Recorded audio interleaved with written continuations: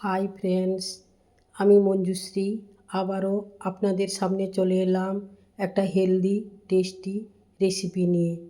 ভীষণ খিদে পেলে হাতের কাছে যদি চিড়ে থাকে তাহলে এই ধরনের রেসিপি বাড়িতে অনায়াসে তৈরি করা যায়। বাচ্চা থেকে বড় সবাই মোটামুটিভাবে চিড়ের পোহা সবাই পছন্দ করেন। তাহলে দেরি না করে ঝটপট আমার রেসিপিটা দেখে আপনারাও বাড়িতে তৈরি করে ফেলুন। এখানে একটা জামবাটিতে কিছুটা পরিমাণে জল নিলাম। এতে বেশি না সামান্য পরিমাণে চিড়ে ভিজিয়ে রাখব। আমার হাতের 2 মুঠো থেকে 3 মুঠোর মতো। এই চিড়ে বলতে মোটা চিড়ে, একটু যেটা আমন ধানের চিড়ে বলা হয়, ওই চিড়ে একটু লাল লাল টাইপের। কিন্তু এই চিড়েতে বেশি পরিমাণে প্রোটিন থাকে।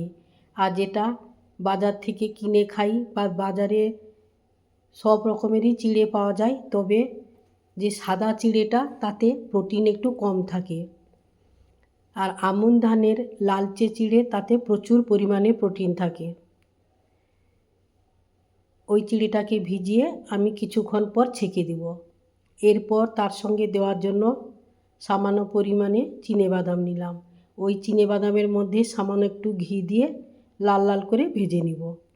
বাদামটা দিলে খেতে ভালো লাগে, তাই এখানে আমি বেশ কিছু পরিমাণে চিনেবাদাম ঘি দিয়ে ভেজে নিলাম। এরপর ওই কড়াইতে সামান্য পরিমাণে ঘি দিয়ে দিলাম। ঘি দিয়ে আমি এখানে বেশ বড় সাইজের একটা আলু কেটে রেখেছি। ওই আলুর মধ্যে সামান্য একটু লবণ আর হলুদ দিয়ে ঘিয়ের মধ্যে আলুটাকে লাল লাল করে ভেজে নেব। আলু দিয়ে যদি চিড়ের পোহা বানান তাহলে খেতে খুব টেস্টি হয়। আর সাথে তো আছে চিনেবাদাম। যদি আপনাদের হাতের কাছে চিনেবাদাম না থাকে তাহলে কাজু বাদাম দিয়ে পুরো রেসিপিটা তৈরি করতে পারেন। আমার কাজু বাদাম ছিল না, তাই চিনেবাদাম দিয়ে আজকে এই চিড়ের রেসিপিটা আপনাদের সঙ্গে শেয়ার করলাম। তাহলে আলুটাকেও একটু লাল লাল করে ফ্রাই করে নিলাম। এরপর ওই কড়াইতে আবারও ঘি দিয়ে দেব। ঘি অনেকটা পরিমাণে পড়ে গেছে, তবে এতটা না, অর্ধেকটা তুলে নিব। তুলে নেওয়ার পর বাকি অর্ধেকটার মধ্যে আমি প্রথমে গোটা গরম মশলা কিছুটা দিয়ে দিলাম। তারপরে দিলাম সামান্য পরিমাণে গোটা জিরে, সাথে দিলাম শুকনো লঙ্কা কয়েকটা। এবার ফোড়ন থেকে একটা সুন্দর স্মেল আসার পরে আমি আমার বাগান থেকে কারি পাতা কিছুটা তুলে নিয়েছি। ওই ঘিয়ের মধ্যে কারি পাতাটাকে ফোড়নে দিয়ে দিলাম। কারি পাতার গন্ধটা খুব সুন্দর লাগে। দেখবেন বন্ধুরা, ওই কারি পাতা ভেজে যদি আলু মাখা করেন বা ডালের মধ্যে ফোড়নে দেন তাহলে তার গন্ধ বা স্মেলটা বা খেতেও সুন্দর লাগে যদি ফোড়নে আমরা কারি পাতা দিই। কারি পাতাটা তেলের মধ্যে ভেজে নেওয়ার পর এখানে আমি একটা বড় সাইজের কুচনো পেঁয়াজ দিয়ে দিলাম।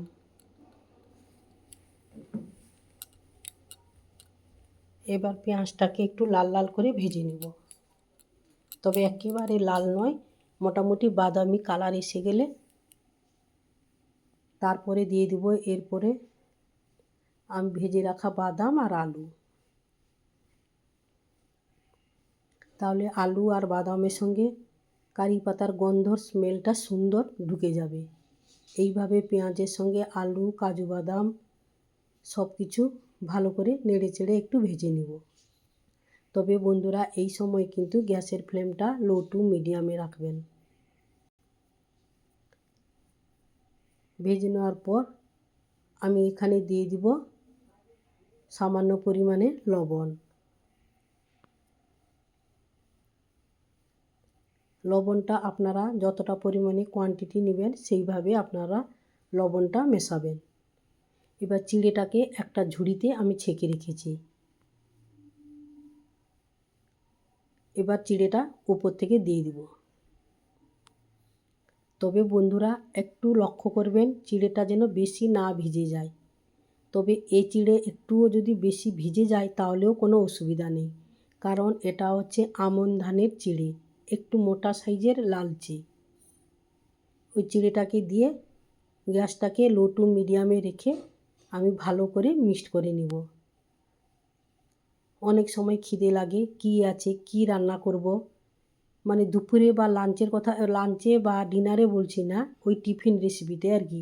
টিফিনের সময় অনেক সময় সকালে বা সন্ধ্যায় খেতে ইচ্ছে করে কি রান্না করব, যদি হাতের কাছে চিড়ে থাকে তাহলে আমার মতো করে আপনারাও তৈরি করে ফেলুন। হাতের কাছে কয়েকটা যদি উপকরণ থাকে, বেশ সুন্দর একটা রেসিপি অনায়াসে আমরা বাড়িতে তৈরি করে নিতে পারবো, বা বাচ্চাদের টিফিনে বা দুপুরের লাঞ্চে আপনারা দিতে পারেন। এরপরে অল্প একটু চিনি ওপর থেকে ছড়িয়ে দিলাম, তাহলে কি হয় না, হালকা হালকা মিষ্টি মিষ্টি হলে খেতে ভালো লাগে। এরপর ভালো করে খুন্তি দিয়ে মিক্সড করে নিব। অবশ্যই বন্ধুরা পাশে থেকো, আমিও সবার পাশে আছি।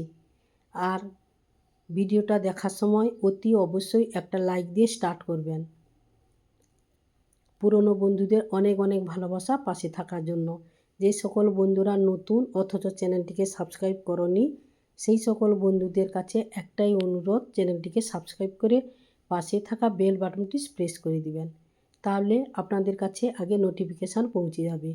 আরও টেস্টি বাড়ানোর জন্য এখানে আমি দিলাম 1 প্যাকেট ম্যাগি মশলা।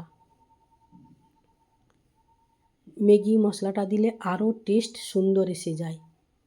এরপর ভালো করে আমি নাড়িয়ে চাড়িয়ে নামিয়ে নিব। একেবারে ঝরঝরে হয়েছে, খেতেও দারুণ হয়েছিল। বন্ধুরা বাড়িতে একবার হলেও ট্রাই করো, তাহলে বুঝতে পারবে যে কত সুন্দরভাবে একটা হেলদি টেস্টি টিফিন রেসিপি আমরা বাড়িতে তৈরি করে সবাইকে খাওয়াতে পারি, বা বাচ্চাদের টিফিনে দিতে পারি, বা দুপুরের লাঞ্চ বক্সে প্যাক করে দিতে পারি। তাহলে আজ আসছি, আবারও আপনাদের সঙ্গে অন্য কোনো রেসিপিতে দেখা হচ্ছে। ততক্ষণে অবশ্যই আপনারা ভালো থাকুন, সুস্থ থাকুন। Tata, bye bye. আর রেসিপিটা ভালো লাগলে অতি অবশ্যই লাইক, কমেন্ট, শেয়ার, সাবস্ক্রাইব করে পাশে থাকবেন।